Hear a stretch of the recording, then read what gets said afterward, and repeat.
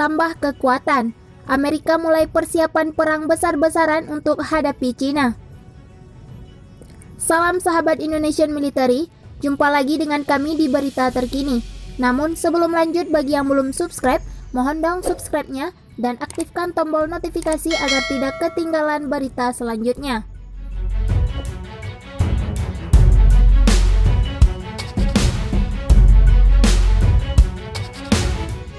Washington, kapal induk bertenaga nuklir USS Ronald Reagan milik Amerika Serikat, beberapa kapal perang, 100 lebih pesawat, dan 11.000 lebih personil militer akan dilibatkan dalam latihan perang besar-besaran.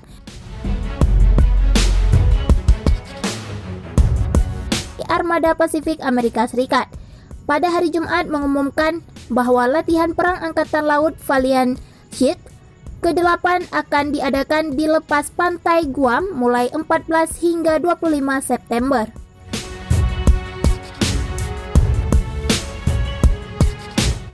Beberapa kapal militer yang akan ambil bagian bersama kapal induk USS Ronald Reagan antara lain kapal serbu amfibi USS Amerika, kapal transportasi dermaga amfibi USS New Orleans, kapal pendaratan dermaga USS Germantown, dan beberapa kapal militer lainnya.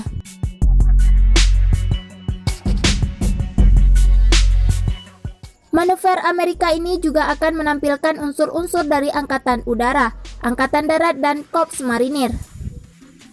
Latihan seperti Valiant Shield memungkinkan pasukan Amerika Serikat kesempatan untuk mengintegrasikan konsep peperangan seperti operasi kelompok tempur, semua domain dalam lingkungan pelatihan perang kelas atas, bersama untuk terus meningkatkan kemampuan gabungan mematikan, kata Direktur Operasi Maritim untuk Armada Pasifik Amerika Serikat, Laksamana Muda Michael Boyle, seperti dikutip sindonews.com dari keterangan pers resmi Angkatan Laut Amerika Serikat Sabtu 12 September 2020.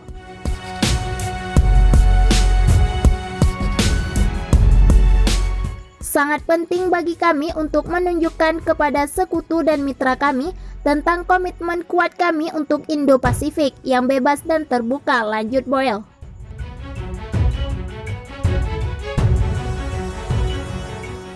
Latihan itu hanya berselang beberapa minggu setelah latihan tempur Rim of the Pacific yang diadakan di lepas pantai Hawaii dengan menampilkan angkatan laut dari hampir selusin negara.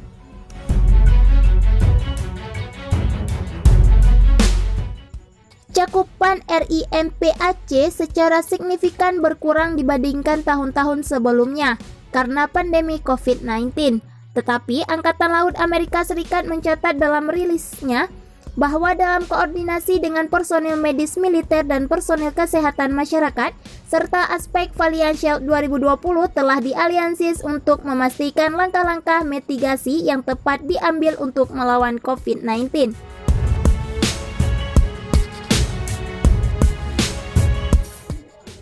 Amerika Serikat juga mengadakan beberapa latihan angkatan laut di Laut Filipina dan Laut Cina Selatan. Dalam beberapa bulan terakhir yang melibatkan 3 kapal induk yang berbeda, sebuah pesan yang jelas kepada Cina bahwa Amerika Serikat bermaksud untuk melindungi keberatannya terhadap klaim teritorial Beijing di Laut Cina Selatan dengan kekerasan.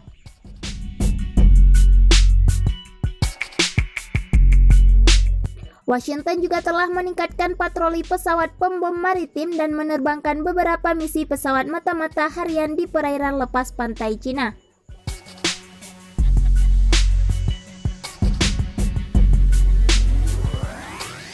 Sementara Presiden Filipina Rodrigo Duterte mengatakan kepada Menteri Pertahanan Cina Wei Fenghe bahwa sengketa Laut Cina Selatan harus diselesaikan menggunakan hukum internasional, termasuk perjanjian yang digunakan sebagai dasar putusan pengadilan arbitrase internasional pada tahun 2016 yang menyangkal klaim Cina di wilayah tersebut.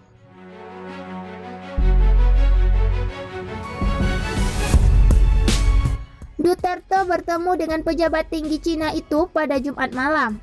Presiden Duterte menekankan bahwa perselisihan harus diselesaikan secara damai, sesuai dengan Konvensi Perserikatan Bangsa-Bangsa untuk Hukum Laut dan instrumen internasional lainnya, kata kantor Presiden Filipina dalam sebuah pernyataan seperti dilansir dari Bloomberg, Sabtu, 12 September 2020.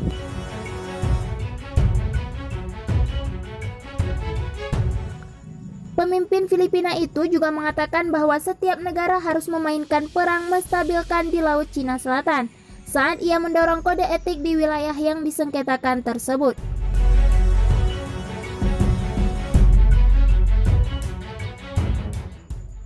Ketegangan Laut Cina Selatan telah meningkat, dengan Cina menembakkan rudal ke daerah itu pada bulan lalu ketika Amerika Serikat mengambil tindakan terhadap perusahaan Cina yang membantu mendirikan pos-pos terdepan di wilayah yang disengketakan.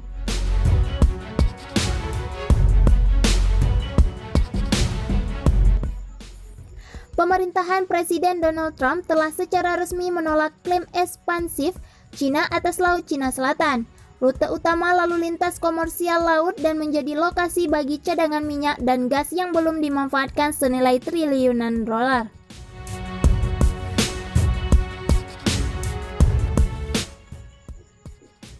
Negara-negara Asia Tenggara minggu ini menyerukan menahan diri di laut yang merupakan jalur perdagangan penting dan menyimpan cadangan minyak dan gas alam. Angkatan Laut Amerika Serikat mengumumkan senjata terobosan besar yang akan dikerahkan jika terjadi perang melawan Cina di Pasifik, termasuk di Laut Cina Selatan.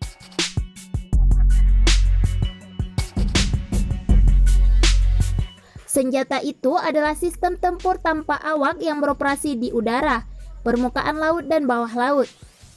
Berbagai sistem tempur tanpa awak itu rencananya akan dikerahkan mulai tahun 2021 untuk beroperasi dalam situasi pertempuran.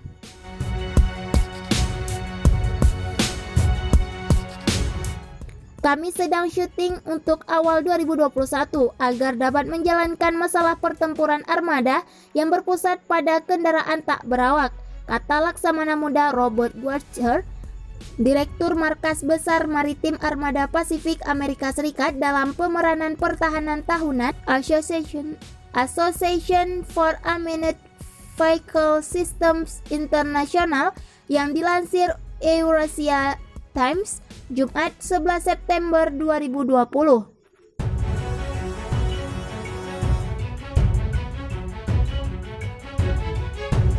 Itu akan berada di laut, di atas laut, dan di bawah laut saat kita bisa mendemonstrasikan bagaimana kita bisa menyelaraskan diri dengan Komando Indo-Pasifik Amerika Serikat, mengerahkan untuk menggunakan eksperimen untuk mendorong kematian, katanya.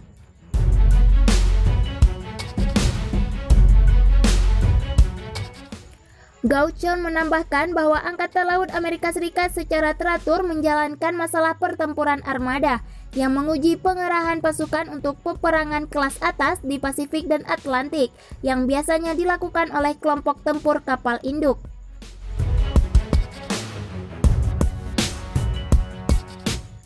Memasukkan teknologi drone baru ke dalam masalah pertempuran akan menjadi perubahan besar bagi layanan Angkatan Laut Amerika yang berencana untuk menginvestasikan miliaran dolar dalam sistem tak berawak baru.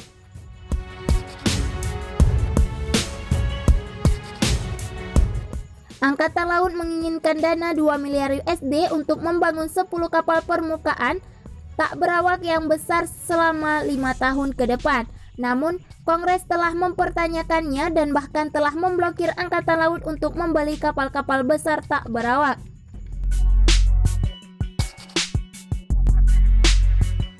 Saya ingin bisa menempatkan kapal permukaan tak berawak di dalam area yang ditolak musuh. Jika saya kehilangannya, saya kehilangan kapal yang jauh lebih murah dan saya tidak kehilangan nyawa orang Amerika. Tetapi saya masih menciptakan masalah.